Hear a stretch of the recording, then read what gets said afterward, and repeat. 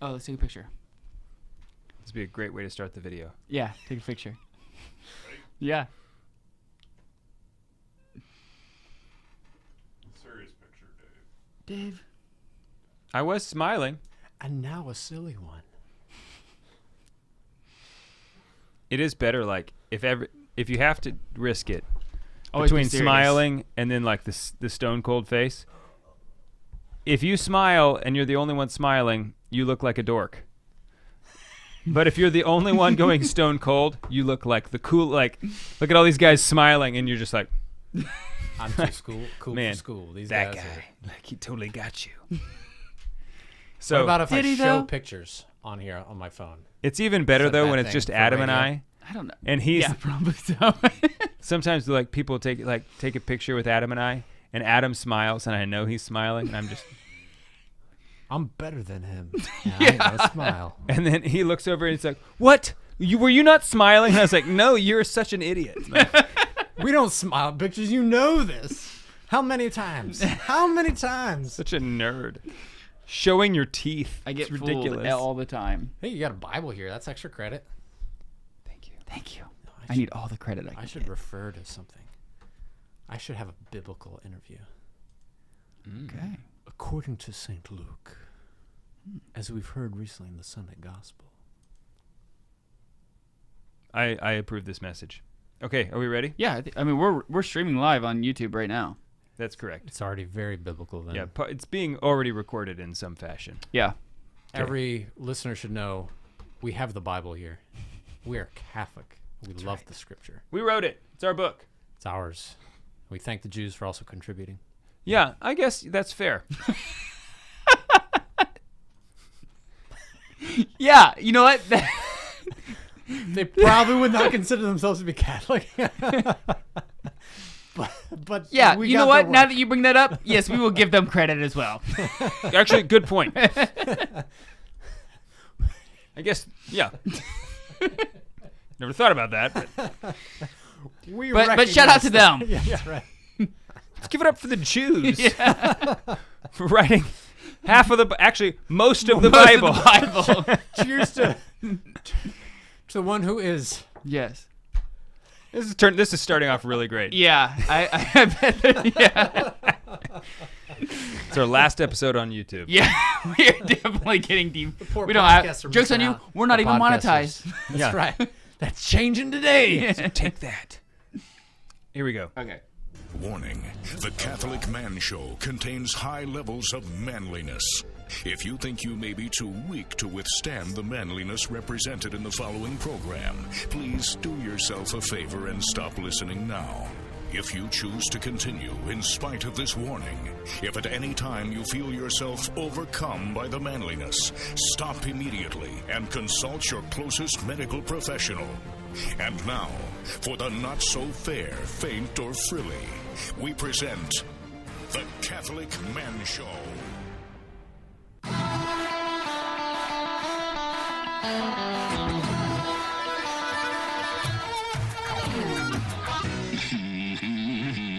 Welcome to the Catholic Man Show. Hallelujah. I said it. I said it. Hallelujah. Woo! It was a long time coming. We're on the Lord's team, the winning side, so raise your glass. Adam Minahan here with Sir David Niles. We also have our good friend, fellow priest of the Diocese of Tulsa in Eastern Oklahoma. And of God. And of God. Also a brother-in-law to David Niles. In the order of Melchizedek. Also a good friend of ours, all the way from kindergarten as well. It's kindergarten class reunion right A few here. years ago, that's it. Yeah. Yeah, I mean, just a handful. Father Sean O'Brien. Great to have you here. Good to be here. We also have Jim here. Jim, it's been a long 40 days. we'll see But what Jim is back. Yeah, we'll see how you rate the yummy scale today. I'm not sure. Yeah. I'm not sure what your rating is going to be I'm interested to hear. today. But he is here with his strength. I feel very secure. Yeah. Yes. I am sitting next to him. I feel like our whole There's no conversation is danger. going to be like more at ease. Yeah, we were pretty uptight the last 40 you just days. never know. People can break through the door. Not Oh, sure. totally. And that's going to be okay. If they do, Yeah, I mean, if they it's do, on them. oh yeah, if they do now, Yeah. Yeah. You get what you sow what you reap. It's their own No, fault. you reap what you sow. Yeah. Although ironically, you also do sow what you reap because those are the seeds that you have. Unless you buy the seeds. Unless you do that. Right? We have entered into a new season, a new liturgical season. The best. Best season. I've also entered into a new stage of fatherhood. Oh. I have now entered into the stage of fatherhood of, did you turn out the lights? Fatherhood. Yes. One that I never thought I would get to because I just did not think that was gonna be me. Mm-hmm. My dad did it all the time. Yeah. I did not think it was that big of a deal growing up. I did not think that it was something really to like be concerned about. It's like 3 cents for the light to be on, Especially like, now with LEDs. So Yeah. are you feeling, are there more lights being left on? Yes. Is the electricity the issue? Is it? That's not it. It's just like It's the principle of the thing. right. principle. It's about having order and like having responsibility in the home. We're conservatives here. We will conserve electricity. That's right. We don't leave the water running in the sink That's right. when you're not there. Don't leave the I light on. just did not realize that I was going to come to this level of fatherhood, but Yeah. here I am. Congratulations to you. Yeah, I've also been at this level for a while. and it's very weird. To You know, be and thinking about, it sneaks up on you turn off the lights a little bit. You It don't. does. It's not like one day You just decide. you put on a new pair of pants and then you're, that kind of dad. You just kind of realize at some point, Like, you hear words coming out of your mouth and you say, I haven't heard those words for 20 some odd years, Right. and it was from my father. right, like Obi-Wan Kenobi. It's like, Yeah. that's a name I have not heard in a long time. Yeah, which is very weird. Well, congratulations. Thank you. I feel good about it. You Yeah. made it to true fatherhood. All right. We're having this evening Penelope straight rye whiskey toasted, barrel finished, which I'm not sure what kind of finish. What's the finish? Barrel. It was I wood. think actually or metal. all Yeah. all whiskeys are barrel finished. I don't Yeah, think. and barrel started and barrel middled. Yeah.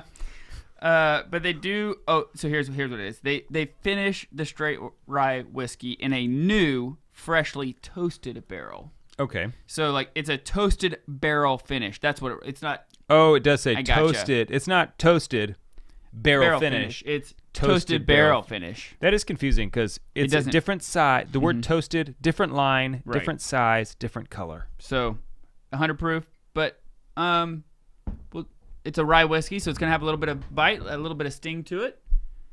Hopefully, we're on the Lord's team. The winning side. So So raise raise your your glass. glass. Cheers to Jesus. Cheers. Cheers to the risen Christ. Mm. And to my goddaughter, whose name is Penelope. Or one of mine. Ooh. Cheers to her. Shout out to Penelope. Jim, what do you think? Do you need some time Do before you need some time? before you come up with a yummy scale? He's Okay. I mean, he discerning. is probably a little rusty. I mean, when His- you look at him, His palate is probably like needs to get back acclimated too. yeah. So we'll let We'll you. give you give you a minute or two, Jim. We'll catch you on the flip side. I'm not a rye guy. I mean, I just don't drink it very often. Mm-hmm. It's not my preference, and this is kind of, yep, it's a rye. I don't have a lot to say about it. I think it's probably good as ryes go. How do you describe that rye flavor? I feel like there's like a low flavor. I don't know how else to describe it. Is it that lowness there that Yeah. It's a little bit of that burn, that strength at the very end that you catch. It also has, because it is toasted, you can almost like smell like burnt marshmallows. How do you toast whiskey? You toast the barrel, And You you put the barrel on the fire? like Yeah. the inside is all Somet- charred. Yeah, sometimes they'll have a barrel upside down on a conveyor belt, and then they have like the biggest flamethrower you've ever seen, and they just char go it. for like 15 seconds, and like they let it have it. Take that whiskey. You're going to be toast. Yeah. Now, Father Sean, you are the pastor of 3 parishes 3 parishes in 2 counties. in 2 different counties. LaFleur County, Haskell County, Poto, Spiro, and Stigler are the towns. And I'm also the pastor of every town in between. Even That's though true. there's, even though there's no church. Even though there's no You know what? church. That is interesting. What makes it interesting? I just wouldn't have thought about. Can you be a pastor without do you have to have a church to be considered a pastor? Oh, that's a good question. I never thought about that. You would have to have a territory at least. Right. So it like puts it in your. And I would assume that you need a location to celebrate the sacraments, so that would be the parish. Yeah. I have never thought about, wow, being the pastor of a place where there's no church. But missionary, Yeah, but it does make sense that, hey, this is your territory. At least a territory. I've always understood it to be like that you're the spiritual father of all of those. Like you're in charge of those souls that are in your quote unquote territory. Mm-hmm. It's just like here in Broken Arrow we have Saint Benedict, but Father Brian Brooks is in charge of more than just the people who go into Saint Benedict. Walk through the doors. Because whether you're Catholic or not, right? He's got their soul. Yeah. So you have like the O'Brien triangle between your 3 parishes. You can describe it as that way. Yeah, as you wish. That's how I like to. Yeah. Starting right now, I like you to walk say it into that this way. triangle. You're toast. You're Catholic. This is You're like this whiskey. game over. You're toasted. You're toasted. That's right. Flamethrower of grace upon your soul. Love it. Sacred Heart burning you up. And you've been there for how many years now? Going on completing 3 years. So 2 and almost 3 years. This is my 3rd year. Okay. And before that, you were... I was an associate pastor here in Tulsa. Had 2 different parishes. 3 here also in Broken Arrow, but at the other church, not y'all's place, St. Anne's. And then 1 year at the church we call St. Pius. That's where I got my Spanish feet underneath me. Nice. Not very well. The people suffered my Spanish, but they suffered it with grace. Your Spanish now is pretty good, though. It's good. I'm just thankful. Yeah. I do it well. But so this is your first pastor assignment. First pastorate. Yeah, I'm the pastor. Nice. Yeah. And you are how many so years thankful. a priest? 8? I think 7 plus. I think this Almost is 8 then. Yeah. Yeah, about ready to complete 8 years. Yeah. Thanks Praise be to God. Praise I do God. love it. I love it. Yeah. This is the best. 8. That's a big year. It's like Is it? there's like Never the thought 7. of 8 year The 7, being a big 8, year. 8 is like a good number. It's because it's the days of creation plus 1.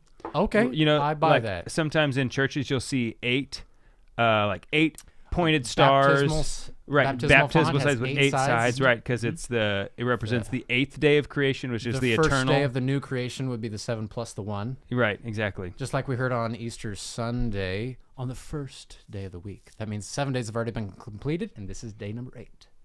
A new cosmos There you go. has arrived. Yeah. And you're also a podcaster yourself. I am. Deep dives with Father Sean, the Super Catholic Catechesis podcast. This has been inspired by the Catechism's reminder that times of renewal in the church are inspired by intense moments of catechesis. That's a quote from the Catechism. So, yeah, that's what I do. Good book. I strive to do it every week. It's tough as a pastor. There's, it's, just to be frank, it's a lot more exciting to be a pastor than a podcaster.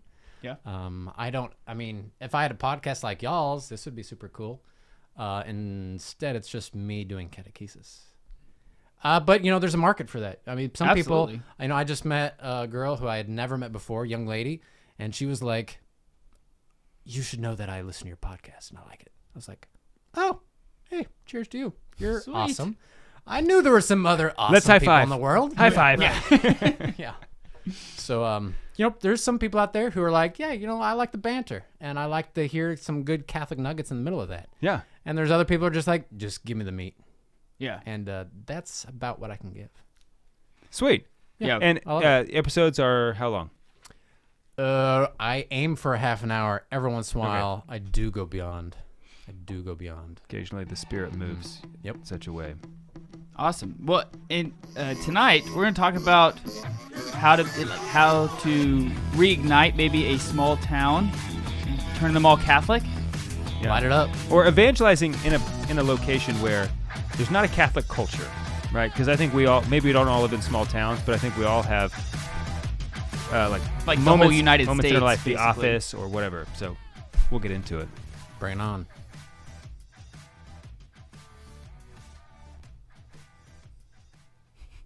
All of the United States. Is that what you mean? This is how you evangelize the entire United States of America. Right.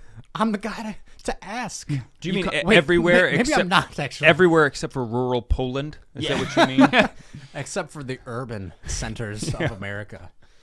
Well, you consecrate it to Mary and let her do all. We're all of doing the it work. on Monday, baby. It's happening on Monday. We're consecrating the LaFleur County to Jesus through Mary on Monday. Are you? Serious? Oh, Is we'll that talk- your county? My county, or one of my 2 counties. And we're doing it on the tallest hill in the world. I was going to say, you're going to do Yeah. We're going to go up. Oh, Now, okay. also, next Monday is also what's going on? Think about it. Oh, it. Ascension. No. That is That's not correct. No. It's the Annunciation. Annunciation. Oh, Annunciation. That's what you're Ah, thinking. got moved. So you're yes. correct-ish. I meant, that's what I we meant. know what you meant. Yeah, Annunciation. Because it Ascension was moved. is not yet. It's But coming. also think what's happening. Annunciation, special day with Mary. Yeah. Mary has often been used as the moon has been used as an example of Mary because Yeah. she reflects the light Oh, of it's the the sun. eclipse? Is it a? It's the day of the eclipse. So we were worried about having road access to the top of the tallest hill in the world, Kavanaugh Hill, LaFleur County, Poto, Oklahoma. Are you going to do it You're gonna during have the to- partial hey, eclipse? You guys are going to have to It will not be redo during. this. We have to re-say all Okay, this. start. on the Wait, air, we can stop. do it on the air. Stop. Yeah. Yeah. Sorry, too much excellent information. Yes. Whoops. Dang it. What a fool am I. Showing my hand too early. It's all right. You fit in.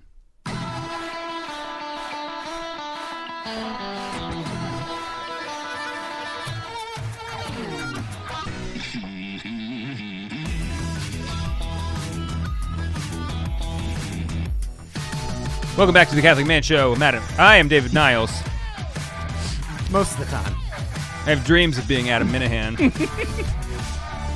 Things got weird real fast. Some are nightmares, some are good dreams, I guess.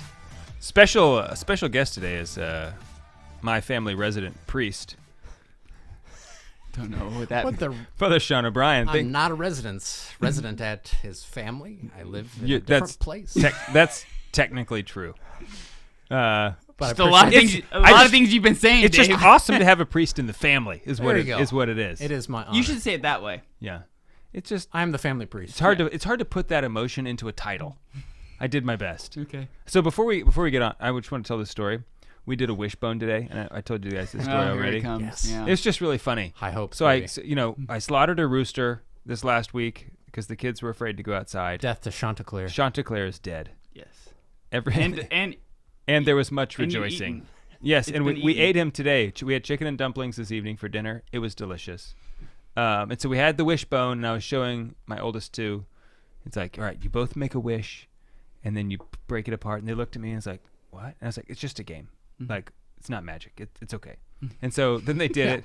Superstition for some, but for us, it's not It's gonna be. just fun. Okay, make a wish. Okay, it's fun. And so Elizabeth won, and I forget what she wished for.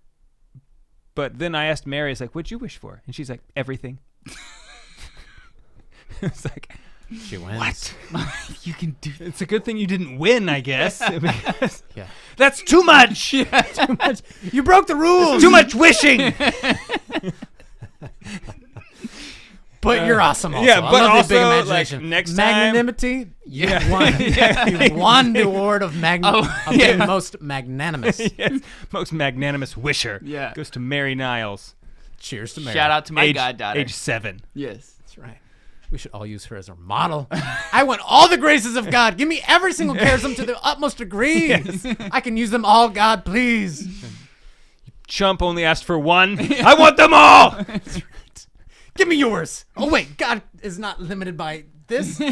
I will take what you have, and you can share it still. Speaking of embodying all the graces, over the break, Where are we going? you were just talking about what you're going to be doing in your county, Yes. in one of your counties, Yes. in the O'Brien Triangle. Yeah, because we were joking. We were like before the break. We were like, what should we do when we're around a heathen culture like the United States? And like, how do you evangelize? Looking at you, California. Everybody.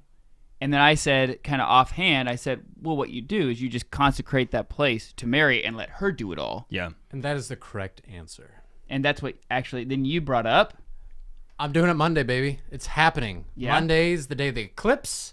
More importantly, it's the day of the Annunciation. More locally important, it's the day of our consecration of our major county to. Is this Our an Lady annual to thing, or Jesus. is this something that? This is the first time. and Okay. This is what we're doing. So, Poto used to be, maybe still is, I don't really know. Well, it used to be the drug capital of Oklahoma, just to be frank. And I think the rest of Oklahoma is just kind of caught up to it.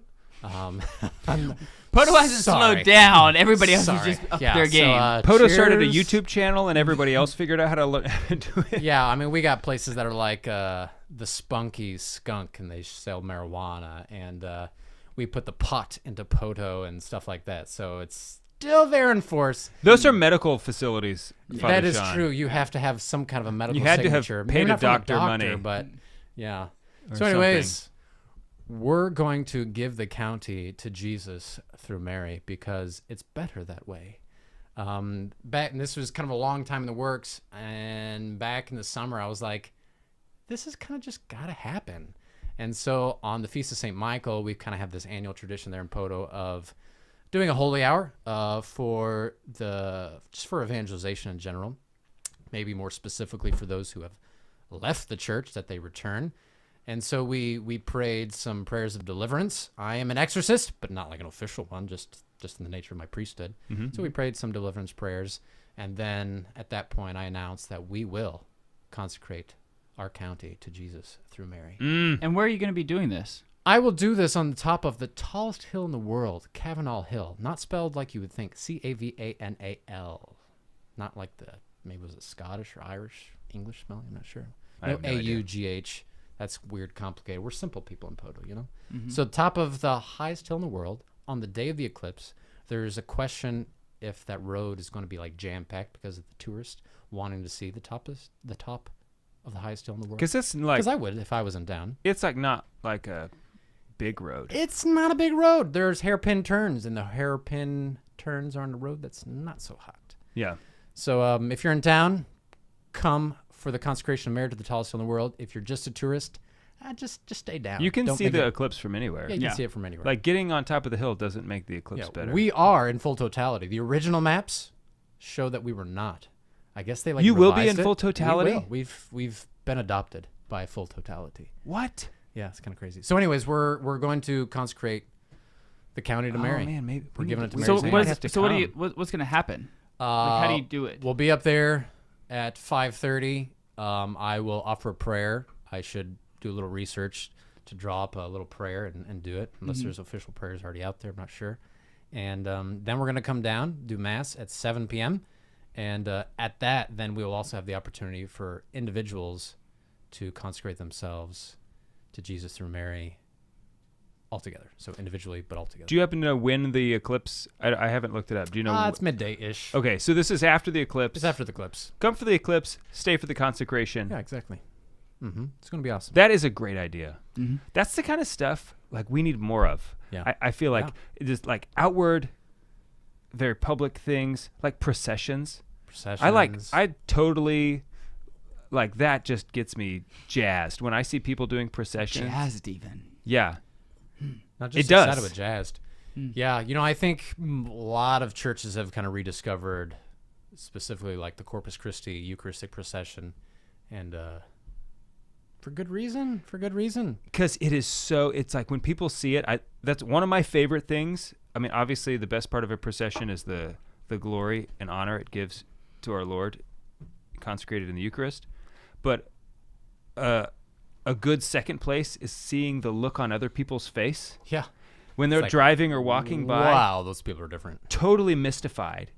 And you can just tell they immediately know. They're like, what are they doing? Oh, that like, and they can see what they're doing. There's something very special about. It's about kind of that, like bringing out the principal evangelist. The priest is not the principal evangelist. The people are not the principal evangelist. The people have a more role of an evangelization than I do, but I've clearly learned that the one who's in charge of evangelization and bringing souls into unity of the Most Holy Trinity, it's Jesus. It's Jesus. I mean, it's very clear from my experience. It's hard to evangelize, but when God's involved, he just like chooses the people he wants. He's like, I want you, and I want you, and I want you, and they just kind of show up, and that's awesome. I don't want to say like we don't have responsibility, because it's certainly our joy Sure. and our privilege and our honor to go out there and share. But we're not as effective as him. Just not. What I like about when you do processions is like the people who don't know really what's going on, most of them still exhibit some sort of reverence. They do. That's what I meant. They're Yeah. not sure like what's taking place, yet they know something is different, something is set apart, and I must, and like they like become reverent to the best of their abilities as they're either walking by, or they're they may. I've seen a lot of guys just kind of bow their head as it goes by, like they don't know what's going on. They'll at least like stop and be in awe. Right. Which is great. Like. That's a great. You should be in awe. What a because it's profound the Lord. moment for them. Yeah. I mean, that might be the most profound moment they've had in a long time. And so what a gift the procession is for all those people, because, there are just so many people who have zero encounter with the Lord. Forget a daily basis. I mean, maybe every now and then they're struck by the beauty of something, and they have some contact with a transcendental.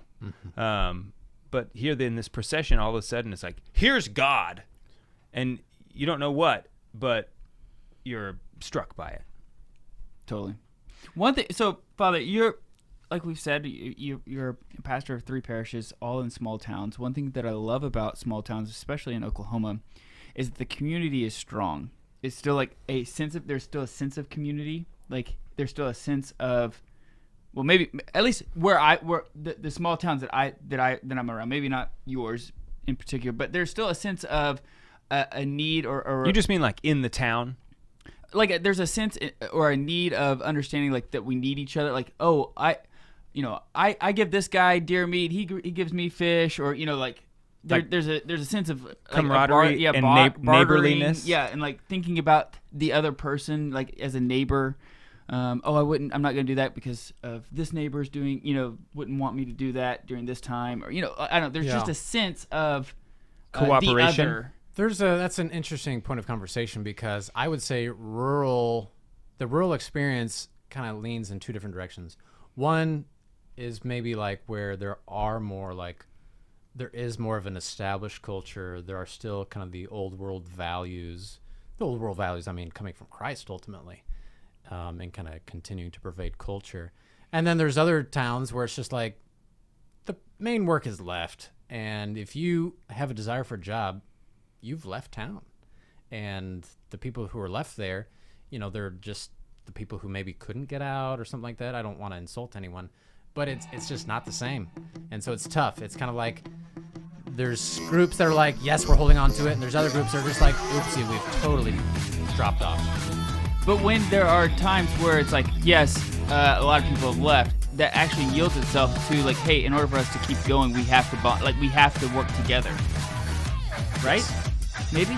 I don't have a lot of experience with it. That definitely is the ideal. It's got to be restored, or it's got to be found, or it's got to be made.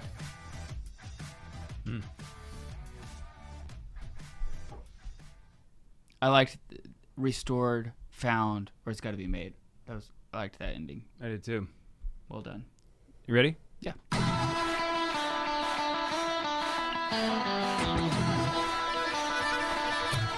Welcome back to the Catholic Command Show.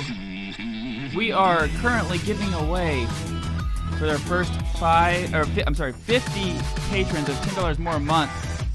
You go to patreon.com/the Catholic Command Show and you sign up. If you become a patron, you will receive 2 candles, 100% beeswax candles, prayer candles from Ambrosian Candle Company, made by a good Catholic family, and you can go to ambrosiancandles.com and look at all of their beautiful candles. But we're giving 2 of them to you as a gift, as a thank you gift for signing up for the first 50. We've had quite a few already sign up, but if you go to patreon.com/the Catholic Man Show, you will most likely be able to squeeze in and get a couple prayer candles.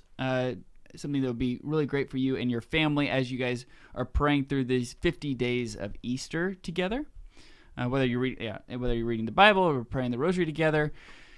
Dave and I've talked about on the show quite a bit that the more you can incorporate the smells and bells, so to speak, in prayer time with family, the higher Especially success fire. rate that you have with engagement with the young kids. So that's always a good thing. Fire is the best. Works on everybody. Works on me. And we I love also fire.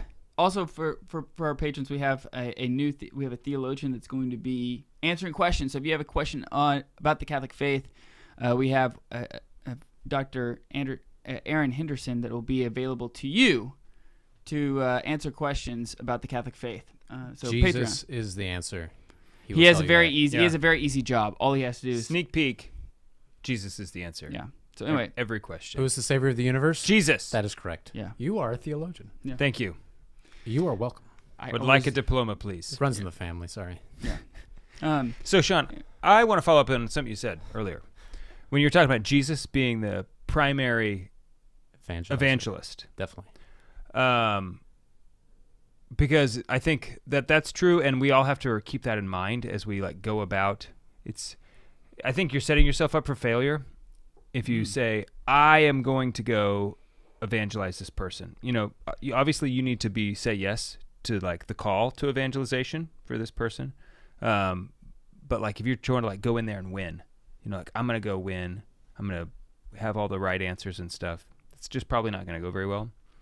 So how do you, in just your own experience, how do you, that attitude of okay, Jesus is the evangelist, what does that actually look like when you're encountering somebody who you think is this is a moment of evangelization? First off, the background is necessary. It means that you pray as if you believe that he's the primary evangelist. So you have to recognize that when he says ask, seek, knock, he ain't joking. If you should be praying a whole lot more than you are evangelizing. Because if you don't ask, well, maybe he won't answer. If you don't seek, maybe you won't find. If you don't knock, maybe he's not going to answer the door. And I would say he won't because of his words. Do you believe that or not? I mean, do you put your knees before the Lord on a regular basis, on an everyday basis, and do you just count on his word? If you're not praying, it ain't going to get done. I like to think if God ain't doing it, it ain't getting done. And I mean, my experience of those people who have entered. So when I first got there, it was right after COVID. Kind of all the structures have kind of fallen apart. All the kind of the social, the people have told me that oh yeah, before COVID we used to get together in all these different ways, and it was very nice. And after COVID, it has not been the same. And it's not been the same in a number of different reasons. But that's true, kind of all over. Yeah, I would imagine so. And so I it's. The question is who is going to bring the souls to the Lord? And my experience is that a whole lot more people just show up out of the blue than who are actually quote unquote evangelized by our members, myself or whoever it might be. And I mean, it's just awesome. It's just awesome. It's just God just brings people in. My big prayer was Lord, bring me leaders, bring me evangelizers, bring me people who can lead forth, bring me apostolic people. And the strange thing is he didn't bring forth converts. First off, he just moved people into the area. We had all of a sudden all these people who are already really good Catholics just show up out of the blue, moving in from out of state. That was kind of a unique phenomenon, maybe my first year there. And it was just oh my gosh, Jesus, you're answering my prayer. Yeah, but still Wow. a very By the way, visible thank you, answer. Jesus. A clear answer. Yeah. I mean, and when I first got there, I had no idea what I was going to do. I was a brand new pastor, 3 parishes. One's a half an hour away from my main hub, and the other's 50 minutes away from my main hub. It's not a hub because they don't come to each other. They're so far apart. And there's also the nearby major city of Fort Smith, semi-major city of Fort Smith, which is actually in a different state. I serve in Oklahoma. Fort Smith's in Arkansas. And some of my parishioners are 10 to 15 minutes away from the beautiful churches there that have all the family ministry, the beautiful choir, et cetera, et cetera. And what do we have? We have a small church that looks like a metal building that no one made to be a church. Yay, come join us. And it's just well, you know what? People just showed up. I mean, it's just crazy. It's awesome. Huh. I really, truly dedicated myself to prayer. I mean, it's not me tooting my own horn here, but I just had no idea what to do. And I recognized, I truly believed that if God ain't doing it, it ain't getting done. And God was truly faithful, truly faithful. And I mean, it continues to be the case. I mean, people just show up out of the blue. You know, they're like, they find Jesus on YouTube. You know, they find Jesus just because of they moved from another town and they had already kind of established some kind of a connection with the church. And now they're kind of looking to kind of finalize this or fulfill what they have been interested in. I'm just like, whoa, like, thank you, Jesus. You do make this very easy. You know, I had one. I mean, I could just go on story after story after story. You know, I had one guy. He's like, "Hey, Fowler." He called me up. I had never met him before. "Hey, Fowler. Grew up in Stigler, and I moved away. Met a girl. She was Catholic. We got married. I became Catholic, and I'm about ready to move home. And I want to sit down and talk with you about how we can evangelize Stigler." I was like, well, we can sit down and we can talk about that and do it. Yes, please. I'm ready for this. Yeah. And let's skip the talk and just do it now. Right. But, you know, I mean, it takes a little bit of, I mean, this guy surely has the gift of the charism of evangelization, but it's also like, okay, you're in like a huge spiritual high, so we're also going to have to like recognize, like, first off, you have to like be friends with people. You have to establish like a bridge of trust. And, you know, for people who are just coming to the church, some people intuit that, and other people will just be like, okay, slow down.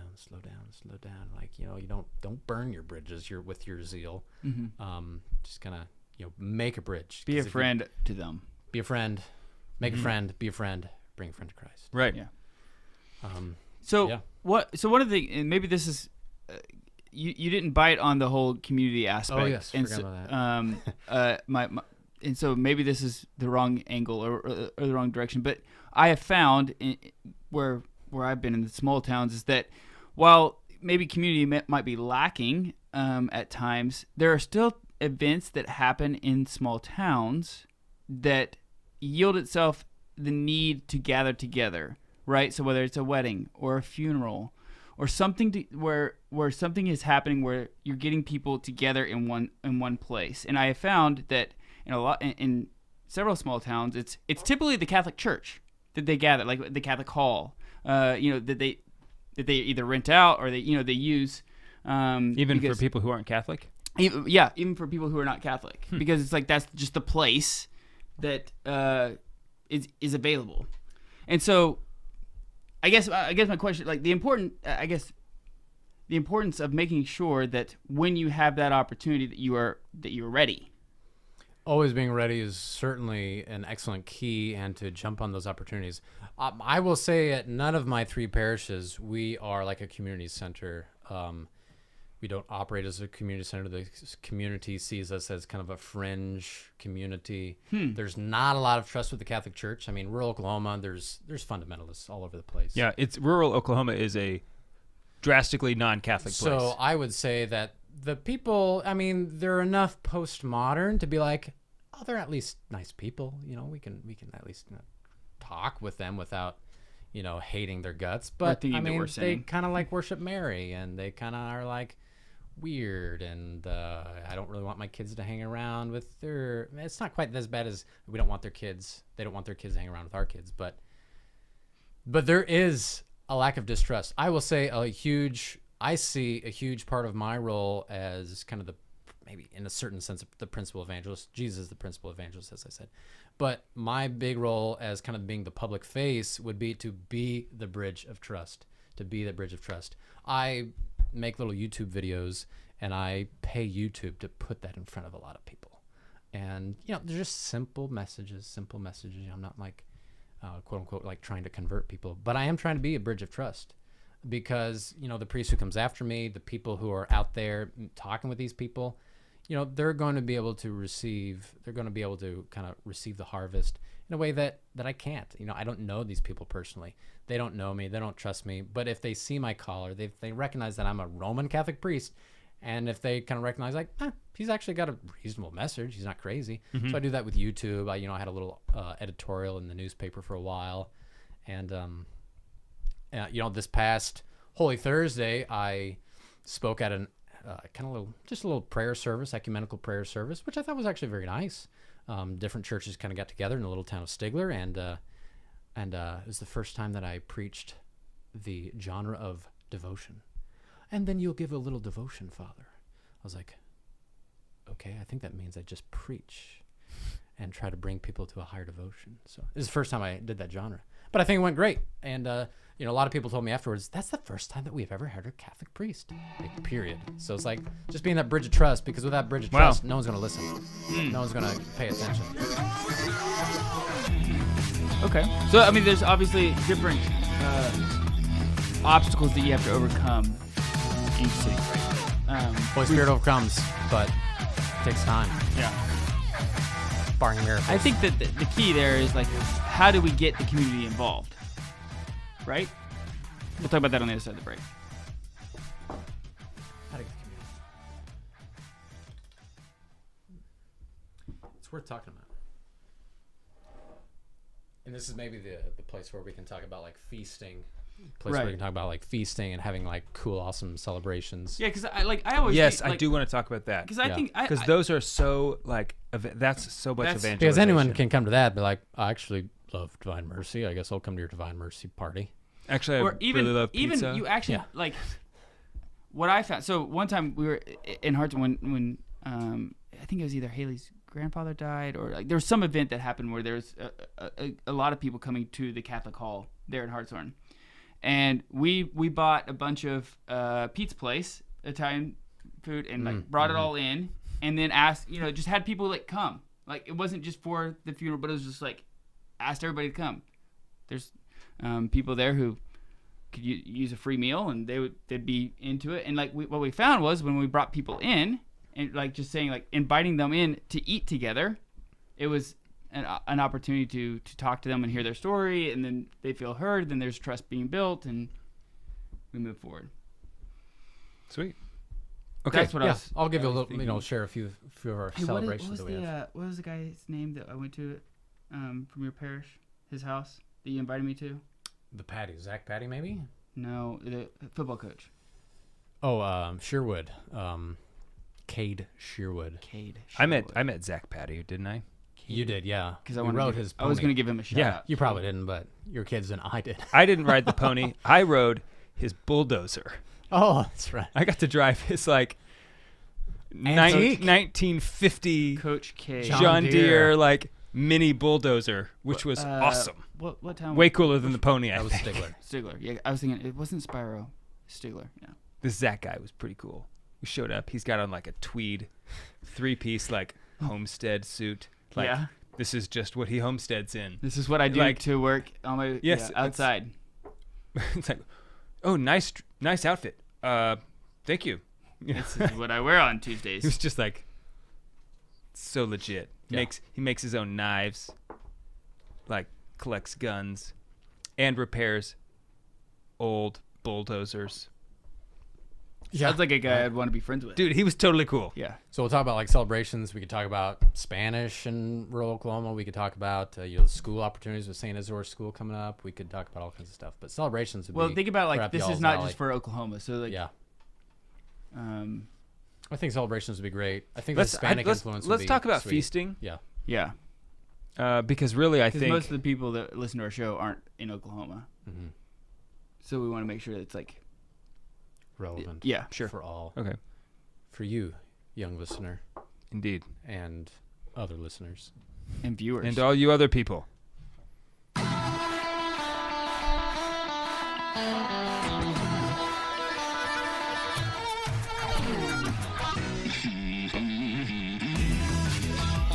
Welcome back to the Catholic Man Show. I'm David Niles here with Adam Minahan, our special guest, Father Sean O'Brien. Hi. Jim, the yummy scale. Let's hear what it. is the yummy scale?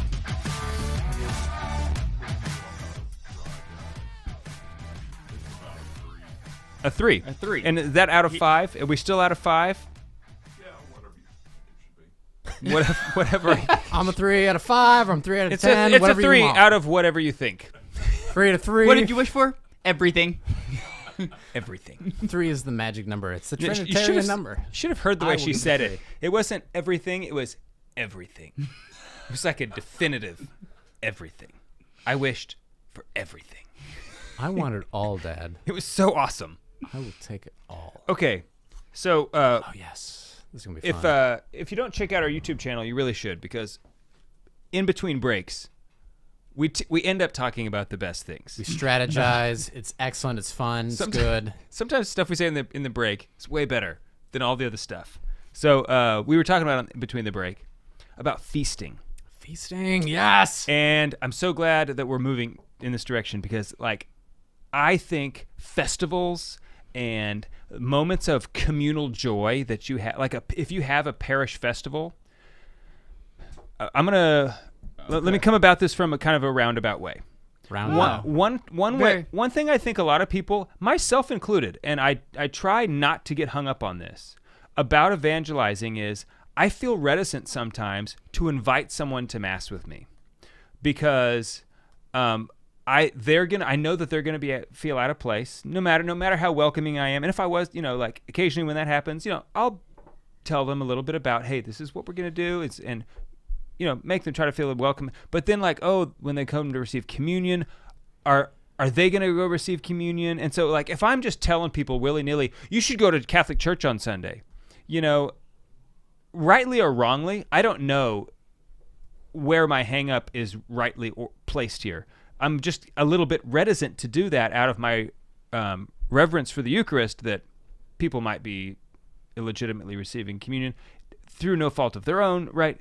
But I think a lot of people share that hesitancy. For sure. I mean, it's like you show up to Mass and you're like, well, that was weird. That was just weird. I don't really feel called to come back again. Uh-huh. Yeah. Right. However, the flip side there's of that something more awesome to come to is like when you have a parish festival, when you have a celebration of some kind where you're getting together and it's just a feast or communal joyous occasion. Those are the moments when unload the bus, bring everybody.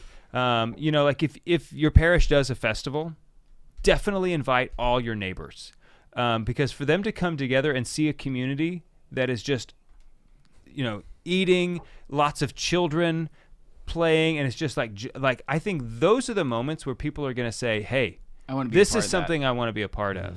Yeah. So, it's good that you are particularly excited about that, because I will say that your parents have been my principal educators in having a good party. Oh. Between the New Year's Eve party, July 4th, Christmas. It's just like, holy smokes, this ain't that hard. This can be so awesome. You bring good people together for a good reason, and you have good food with some kind of good activity, or maybe even more than one. And it's just like, boom, you just had an awesome party. So this is a clear strategy for me as a pastor, because it is kind of a simple and accessible platform for people to bring people to. But it's also helpful because so many of the people, in so many ways, the people who grew up Catholic, are toast. They're gone. And it's just super, super sad. Whether in rural Oklahoma they've moved away or they've just dropped off the bandwagon. So many of our people have either moved from out of state as Catholics or have moved into the church as converts. I guess technically we don't call them converts because by and large they are already followers of Jesus, but not in the Catholic Church, not in the fullness of that following. So, this is an opportunity for us to be like, by the way, everyone should know that celebrating, we have the best to celebrate, so we should celebrate the best. I love to tell my people that we have the best to celebrate, so we should celebrate the best. So, my goal is to have these annual traditions. People know that these excellent celebrations are coming up, and they know what to do on these occasions. We don't have to invent the wheel every single dang time. Sure. In one of our festivals is in October. We call it Merry Fest. It's not Oktoberfest, it's Merry Fest, and we kind of have some non-lyrical Oktoberfest music playing in the background. I guess the accordions and whatnot.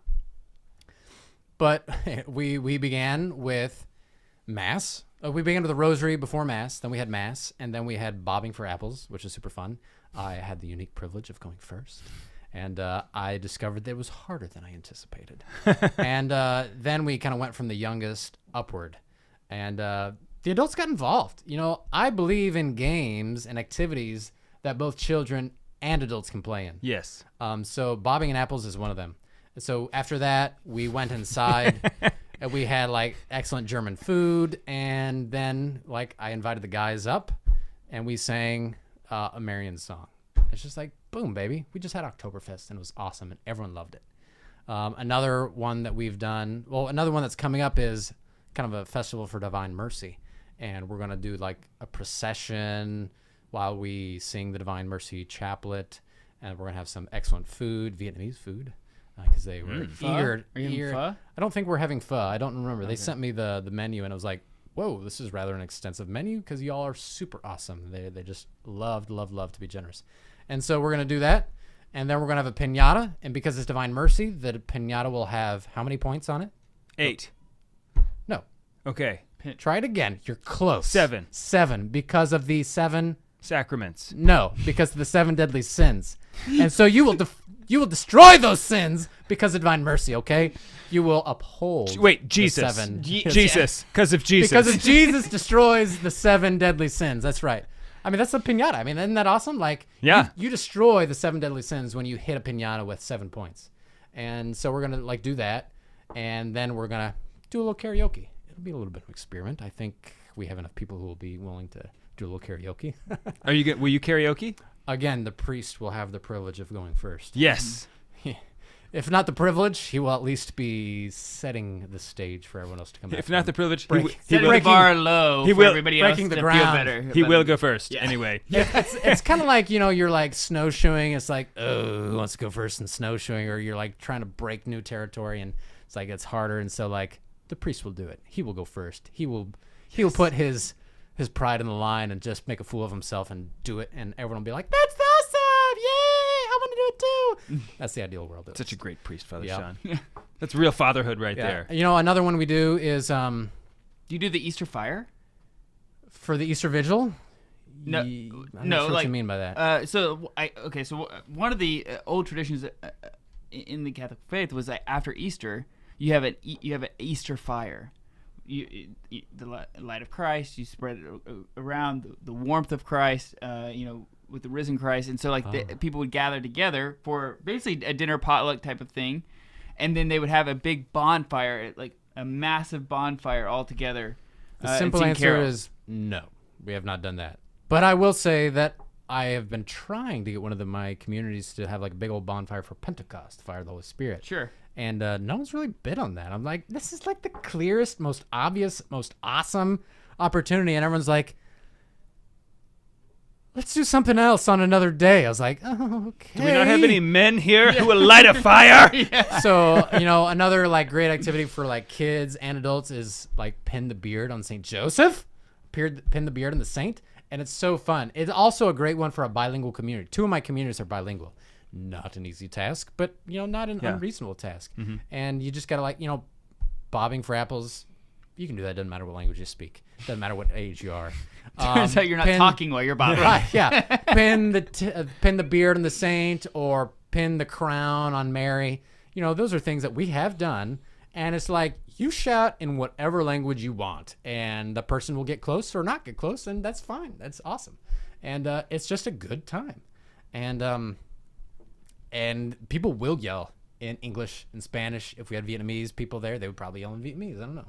And it's the kind of thing that you can invite people to. Oh, totally, once again, totally. Because it's like, it's not like intimidating. Like, what am I going to have to do? Am I going to have to kneel and genuflect and like prostrate myself? Am I going to have to make the sign of the cross? Are you going to force me to do anything? It's right. Like, am I going to have to say the sinner's come prayer? And have fun. Yeah. Right. Like, this is just awesome. We love Jesus. We love the saints. So come and just have a good time. And it's not because there's 2 sides to the coin. One side is no, like we need to go big, and these like conversations. It's like no, you need to accept Jesus as your the charisma, and and you can scare people away with the high pressure kind of stuff. The other side is like, oh, don't ever bring that up. Just be like a really great guy, and eventually they'll ask you, okay? And I think both of those... And then you can refer to them to the priest because you don't have the guts or the knowledge. Right, to, exactly. Both of those miss the mark.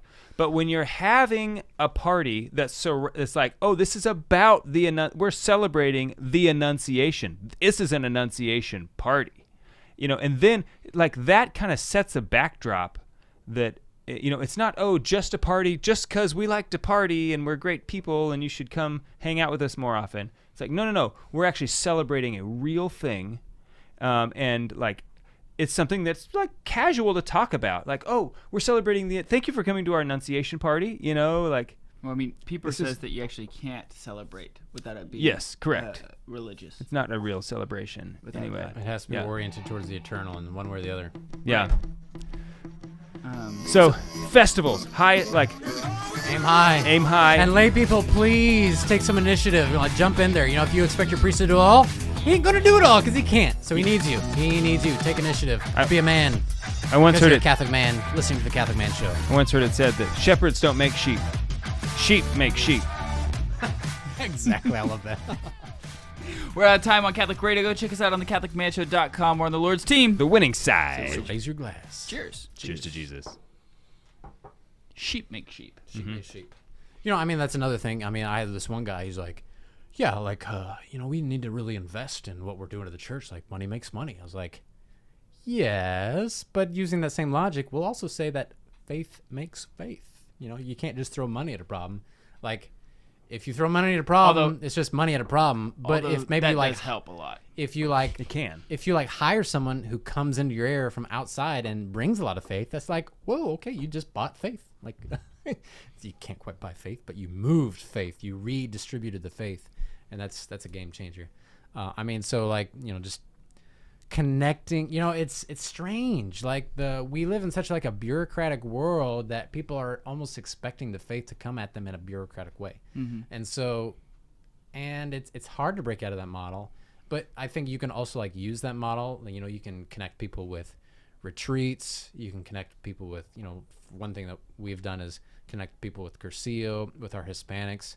The charismatic renewal has been huge. They're a lot of times I think people give them a bad name for different things, but they've been totally awesome. And they're deeper members of our church than anyone else in the sense of deferring to the pastor and different things. They definitely do not lack active participation in the faith.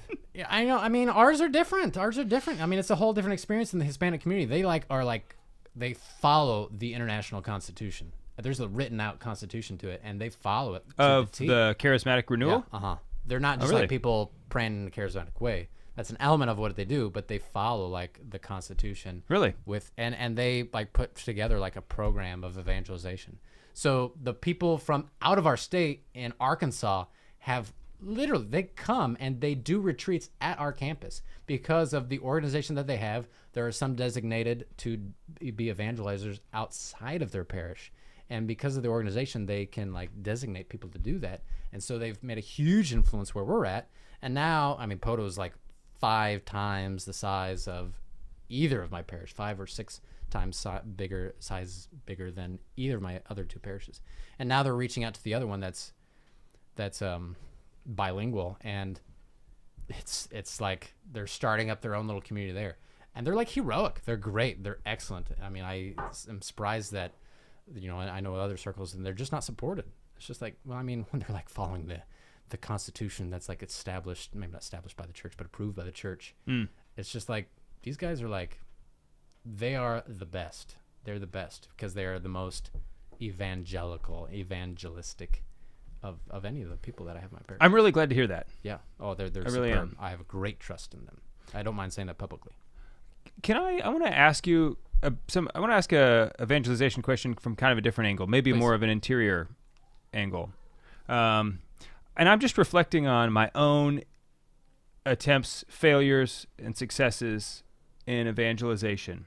And I look back and think about a lot of opportunities I had where, the Lord pretty clearly, in hindsight, put a moment of evangelization in front of me. Something that just came up in a natural conversation, and I was caught off guard, and I missed it.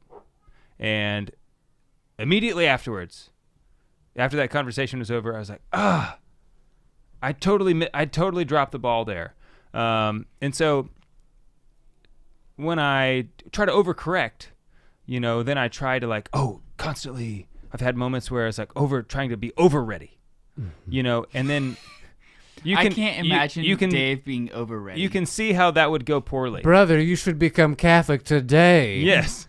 Jesus loves you, and if you don't love Jesus, you're going to hell. Come in. Shut the door. That's right. I have something to tell you. You're gonna be here for a minute. You Okay. cannot leave Mm-hmm. until you agree to this. So, and like as I've gotten older, hopefully a little bit wiser, I like starting to feel more about like my focus on those two things about like being ready or like not, like that's putting my attention in the wrong spot. And I really want your feedback on this. The way I feel about it now is just to like constantly be, instead of being focused on readiness for evangelization, I think about now being just present with Christ as I go about my day. And as if I am present with him, then I will simply be ready. That if I just have a focus on him, then sort of that affection for him will prompt me to want to say something when that moment comes. It's because if it's a big if, and it's like a huge struggle for me and So what are you a asking? long way to go. Instead of like being focused on evangelization, What's the proper like attitude I should have towards evangelization? Yes. You know, I Right. think that's an excellent question because, I mean, we've all been there and we've all recognized that we've missed opportunities. And, like, how can I prepare my heart for those opportunities? You know, the proper motivation ultimately is love. I think it is also a duty. It's a responsibility. I mean, if, kind of like what I was saying earlier, if you have the best to celebrate the world, you should celebrate the best. If you have discovered the greatest treasure in the world, and you strengthen that treasure by sharing it, you kind of got the duty to share it. You know, it's going to be better for you. It's going to be better for everyone, and you should feel that responsibility. And then, you know, and it might start out as a responsibility, but I mean, if you dive into that responsibility, recognizing that Jesus is going to be the principal evangelizer in whatever context, then you will enter more deeply into prayer. And as you deepen your prayer life, you'll deepen your love for the Lord, and that will purify your motivations above and beyond that of duty and responsibility. And so, you know, exactly what you're saying there, to be in the presence of God every moment, you know, to kind of recognize and to appreciate and to cultivate that truth of the sacrament of the presence of God in every moment, that this moment right here is now an opportunity for me to love God because he's present here. And all I have to do is obey him and listen to him. And it is a beautiful privilege for me to do that right here, right now. Whether it's I'm talking with someone or I'm reading a book or, you know, it's someone has kind of opened a door. You know, it's tough. I don't have the gift of evangelization. I got people at my churches who are much better at evangelizing than me. I feel that my charisms are much more oriented towards like formation of my people. But I will nonetheless say that, like, you know, I'm just like anyone else. Like, I got to be always ready, and I desire to share the faith, but I just like don't really know. Like, I mean, St. Paul, I mean, is also a model because he prays.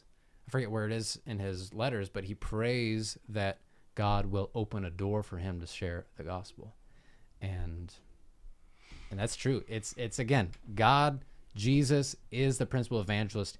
He opens the door. Not just in the opportunities that we experience at the external level, but he opens the door in people's hearts for them to like hear the truth in a unique and new way. And so just always being ready with love and like with a desire, like I've actually found the best thing in the world and I would love to share this. Will someone give me an opportunity, please? I'm looking for it.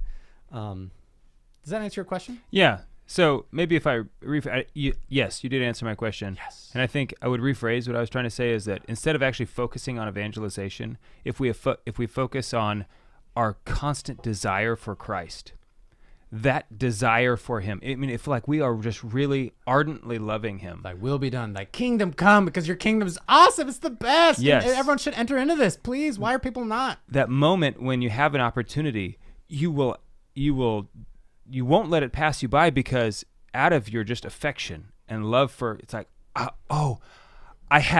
so glad you asked because like I have this thing that I just absolutely adore and I have to tell you about it. And that's the height of holiness. It's charity. I mean, this is why the saints are going to be, you know, much more profound evangelizers than I could ever be. I mean, please God, he makes me a saint today, if not today, tomorrow. But I mean, St. John Vianney popping down in Pote, Oklahoma, he's a game changer. He radically changes the nature of what we're doing there at the parish. And or of a layperson too. They can be saints as well. And that's going to be a huge game changer. I find that there's a strong relationship between somebody who's a very good evangelizer and somebody who's a very good listener. Because I find that there's most people, like, in order to evangelize, you need to hear their story, you need to listen to them, and you need to actually like understand where they're coming from and like what their actual struggles are. Because like you can sit there and be like, listen to my prayer life, look how awesome this is so great, I want you to have this because it's so great, listen to me. And it's like, well, hold on, that's not even what they're needing right now. Yeah. And so in order to be a very like a strong evangelist, like people want to be loved, and so in order to be loved, they, most of them, they have to tell their story, or they have to like share their life with you, in order to build that trust, like you were talking about earlier, in order to build to have those meaningful, deeper conversations. It's one of the things that I think that just as I've gotten older and in doing, trying to share Christ with people, I've learned that I've become much more successful doing so, actually just by listening to that person, and understanding them as and what they're wanting to convey. Because there are a lot of times I have so many things that I want to tell them, that they're not either ready for, or they're not interested in, or that they right. That's not what they're asking. No, I think that's a totally good point. And I'll just give you an example. I remember when I was my first year or two in ministry, this guy was telling me like, "Hey, Father, I'd love to invite you out for dinner and talk with a few things with you." And he was serving at the church, but he wasn't going to mass. But he grew up Catholic, and so there was some kind of disconnect. And so we went out for lunch. And he was just telling me all kinds of different things, and nothing like crazy deep, but he was being sincere. And I was like, "Oh, I want to tell you something right now, but hey, you know what? I just feel the sense that like I should wait and pause, and this is just kind of a listening time, this is a relationship here. Like, he doesn't have to be converted today, unless he dies tomorrow, but it doesn't look like he's going to." So, I just said like, "Okay, I'm listening. I hear you. Okay, God bless you." And we concluded the lunch. Next time I saw him, he said, "Oh, Father, thank you so much. The advice that you gave me was so excellent." And he started going to church like every Sunday. I was like, I made the conscious decision not to say anything. I don't even know what I said to you. In fact, I made the decision to say nothing. Father, I know for a fact I didn't say anything. I know that to be the case, right? There are times where I have actively and chosen... that man was Adam Minahan. Yeah. And we finally got him back in the church. Yes. But I too have made conscious decisions of like, I have so many things I want to say right now, but I'm not going to, and I like pull back and actually don't say things, which is hard because like I want to, when you know something, you want to share it because it's a good thing, and you're doing so many things wrong, and that like this is the reason you're talking to me about how you're unhappy.